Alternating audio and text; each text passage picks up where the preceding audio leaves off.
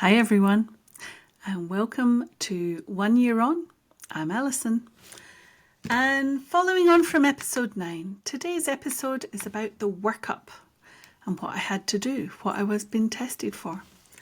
My GP is fabulous. She's very thorough, and I appreciate that. I consider that being thorough is gathering data. With more data, you've got more evidence. With more evidence, you've got a bigger picture of what's going on. A workup basically means that you have to do a thorough, systematic series of tests to confirm and determine an exact diagnosis and a treatment plan. We already had the diagnosis. It was a stroke. But so far, we had no idea what had caused it. And that exact cause could give us a further understanding and help to plan the way forward so that I could get better. A workup can be a range of things. It can be a physical examination, laboratory tests, some pathology, x-rays, scans, ultrasounds, and then other procedures like an endoscopy or biopsies. Most of this I just didn't need. I'd already done an x-ray, CT, MRI, but my GP wanted me to go and see a cardiologist to see if I had a hole in my heart. A hole in the heart can cause a blood clot to go to the brain, causing a stroke. I then had to get an ultrasound of my neck arteries. Again, this could be a pathway of how a blood clot arrives to the brain. I was learning more and more about stroke with every appointment and every conversation. I was, however, becoming tired of being a guinea pig and having test after test and having all these ists looking after me. I felt like the problem child being taken from doctor to find out what was wrong with me. I also had to get a variety of blood tests done. They took 6 vials of blood.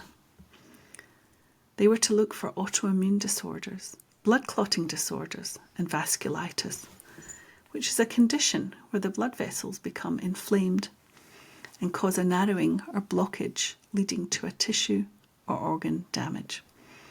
It's a group of rare diseases, whoopie-doo, where the immune system attacks its own blood vessels. I'm a total medical anomaly, I've discovered. If it's something weird, I will have it. Really, I will.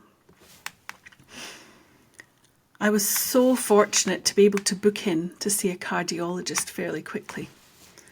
In my husband's work, he works in the health field, and a vascular surgeon he works with recommended a newish cardiologist to town who hadn't yet got too busy to close his books to new patients. Fortunately, they had had a cancellation and I got in to see him reasonably quickly. I firstly had an echocardiogram, which fortunately is a non-invasive test. They use a special ultrasound machine to examine your heart and see the chambers and valves and how the blood flows. A lovely sonographer did this, and then I saw the cardiologist. He was really nice and proceeded to tell me that 1 in 4 people have a hole in their heart, which as a fraction makes my mind boggle.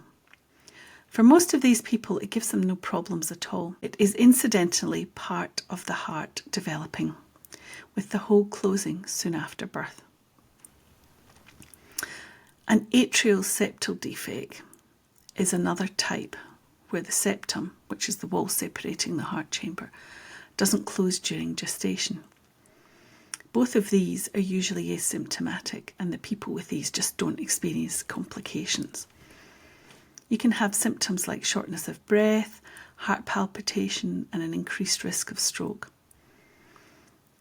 For those who are born with a large hole in their heart, it's often fixed with surgery in the early years. So they wanted to know if I had such a hole, the one which didn't show up in an echocardiogram. The doctor wanted to do a further test. He called it a bubble test, where they would inject me with fluid with bubbles already in it. and try to get the heart with the supposed hole to transfer the bubbly water to the opposite side. Sounds great, yeah? Wasn't that great. I had to go back to the cardiologist a second time and was in a freezing cold room, fairly naked as my chest was uncovered, no blanket to keep me warm, and they had to put a needle into me. The nurse tried. That didn't work. She tried the other arm. That also didn't work. I think my veins were too cold and they were retreating into my arms in protest.